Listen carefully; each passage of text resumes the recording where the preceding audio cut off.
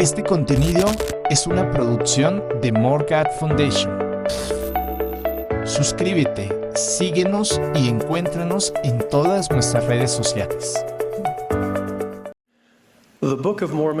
En el libro de Mormón termina con una invitación inspirada de Moroni de venir a Cristo, ser perfeccionado en Él, olvidarnos de nosotros y de toda cosa inmunda y de toda cosa que venga a nosotros con todo el poder, alma y mente.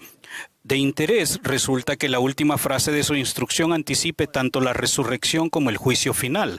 Él dijo: «Pronto iré a descansar en el paraíso de Dios, hasta que mi espíritu y mi cuerpo de nuevo se reúnan, y sea llevado triunfante por el aire para encontraros ante el agradable tribunal del gran Jehová, el juez eterno de vivos y muertos».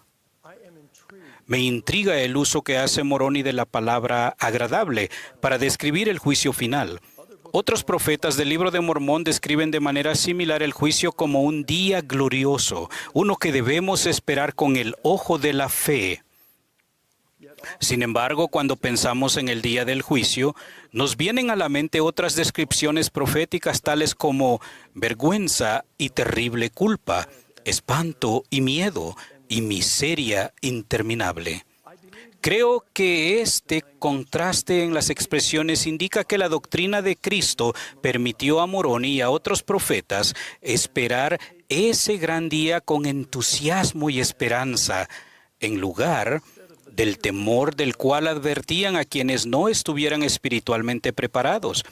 ¿Qué entendía Moroni que ustedes y yo debamos aprender? Ruego la ayuda del Espíritu Santo mientras consideramos el plan de felicidad y de misericordia del Padre Celestial, la función expiatoria del Salvador en el plan del Padre y cómo responderemos por nuestros pecados en el día del juicio.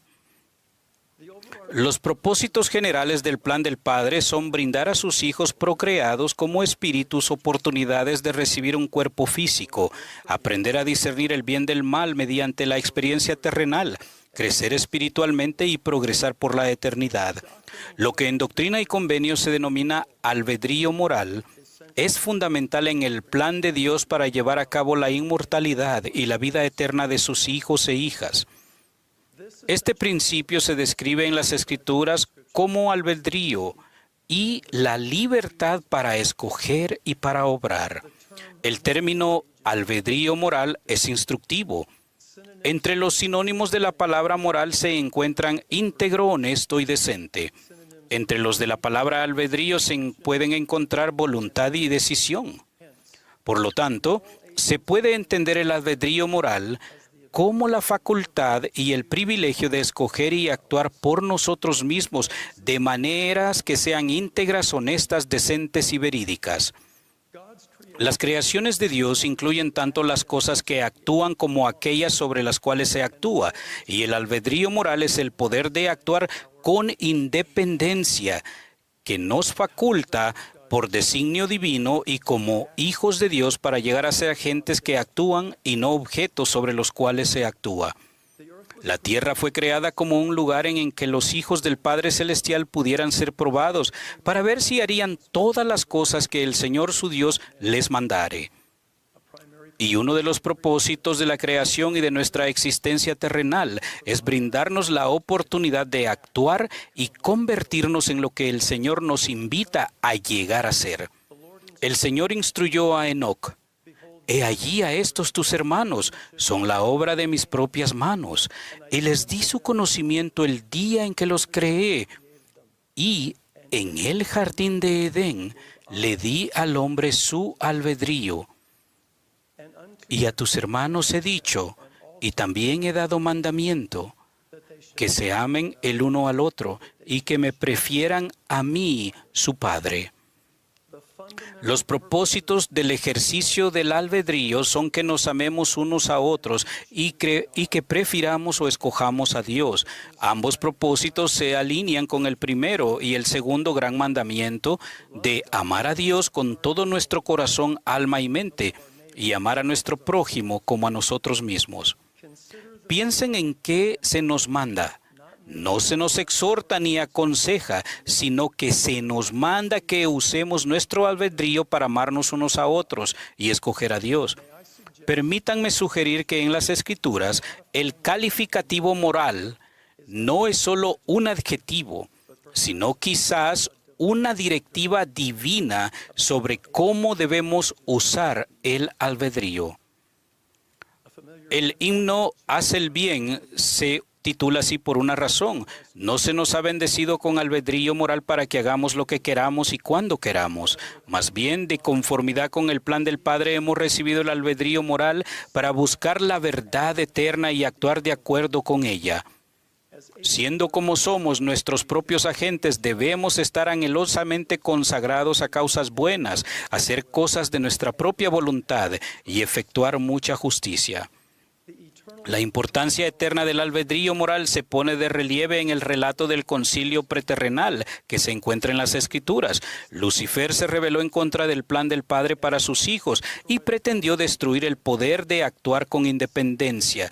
Resulta que la actitud desafiante del diablo se centrara en el principio del albedrío moral. Dios explicó: pues por motivo de que Satanás se rebeló contra mí y pretendió destruir el albedrío del hombre, hice que fuese echado abajo.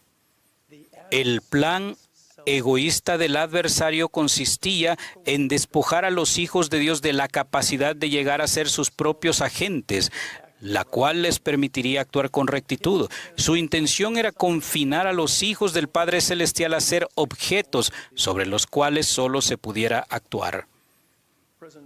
El presidente Dallin H. Oaks ha recalcado que el Evangelio de Jesucristo nos invita tanto a saber algo como a llegar a ser algo al ejercer el albedrío moral en rectitud. Él dijo: muchos pasajes de la Biblia y de las Escrituras modernas hablan de un juicio final en el que todas las personas serán recompensadas según sus hechos u obras y los deseos de su corazón. Pero otros pasajes se extienden sobre el tema aludiendo a que seremos juzgados según la condición que hayamos logrado. El profeta Nefi describe el juicio final en términos de lo que hemos llegado a ser. Y si sus obras han sido inmundicia, por fuerza ellos son inmundos. Y si son inmundos, por fuerza ellos no pueden morar en el reino de Dios. Moroni declara: el que es impuro continuará siendo impuro, y el que es justo continuará siendo justo. El presidente Oaks continuó: de tales enseñanzas concluimos que el juicio final no es simplemente una evaluación de la suma total de las obras buenas y malas, o sea, lo que hemos hecho. Es un reconocimiento del efecto final que tienen nuestros hechos y pensamientos, o sea, lo que hemos llegado a ser. Nuestras obras y deseos por sí solos no nos salvan ni pueden hacerlo. Después de hacer cuanto podamos, solo nos reconciliamos con Dios por medio de la misericordia y gracia disponibles mediante el sacrificio infinito y eterno. Alma declaró: empezad a creer en el Hijo de Dios, que vendrá para redimir a los de su pueblo, y que padecerá y morirá para expiar los pecados de ellos, y que se levantará de entre los muertos, lo cual efectuará la resurrección, a fin de que todos los hombres comparezcan ante Él para ser juzgados en el día postrero, sí, el día del juicio según sus obras.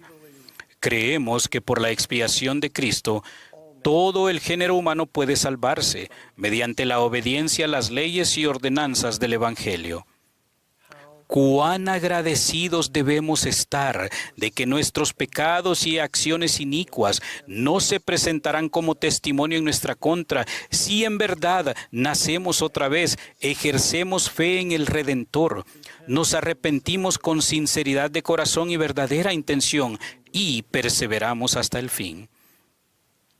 Muchos de nosotros podríamos esperar que nuestra comparecencia ante el tribunal del juez eterno sea similar a un procedimiento en un tribunal terrenal. Un juez presidirá, se presentarán pruebas y se emitirá un veredicto. Y hasta es probable que sintamos incertidumbre y temor hasta que conozcamos el resultado final. Pero creo que tal caracterización es inexacta. Diferente y a la vez relacionado con los temores terrenales que a menudo experimentamos, es lo que las Escrituras describen como temor o el temor del Señor. A diferencia del temor del mundo que causa alarma y ansiedad, el temor del Señor invita a la paz, seguridad y confianza a nuestra vida. El temor recto abarca un profundo sentimiento de reverencia y asombro por el Señor Jesucristo, la obediencia a sus mandamientos y la expectativa de que el juicio final y la justicia están en su mano. El temor del Señor surge de una correcta comprensión de la naturaleza divina y la misión del Redentor, la disposición a someter nuestra voluntad a su voluntad y el conocimiento de que todo hombre y mujer tendrán que rendir cuentas de sus deseos, pensamientos, palabras y obras terrenales en el día del juicio.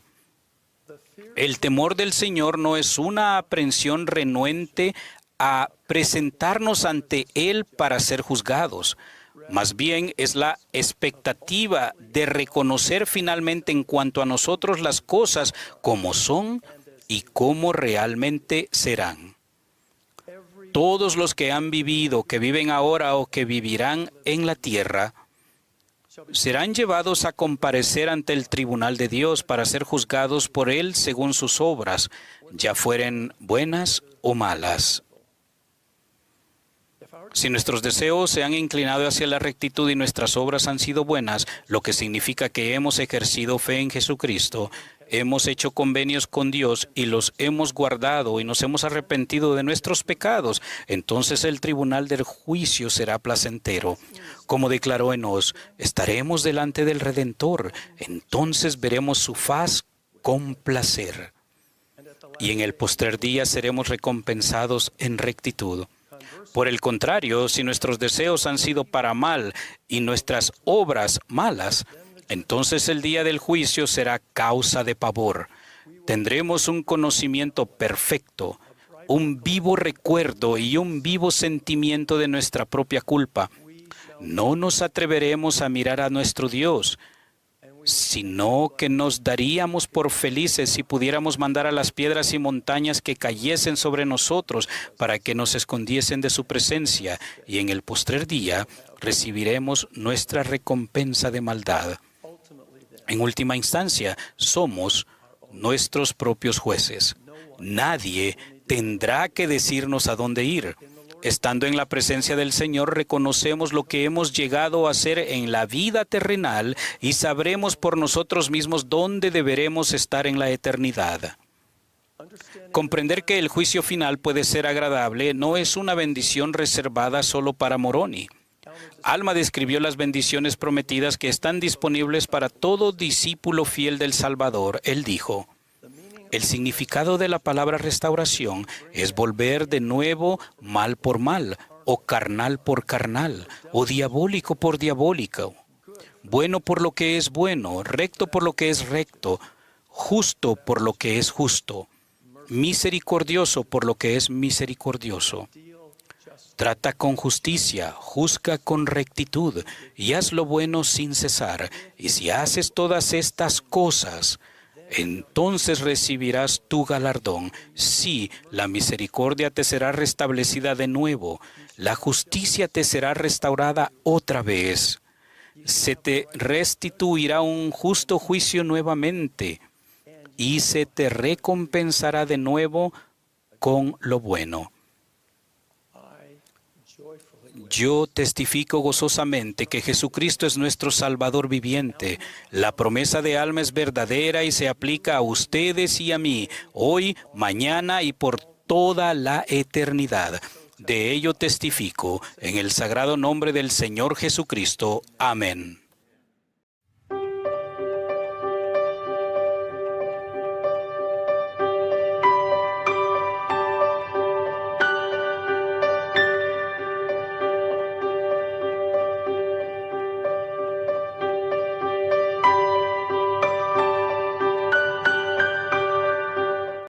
Este contenido es una producción de More God Foundation. Suscríbete, síguenos y encuéntranos en todas nuestras redes sociales.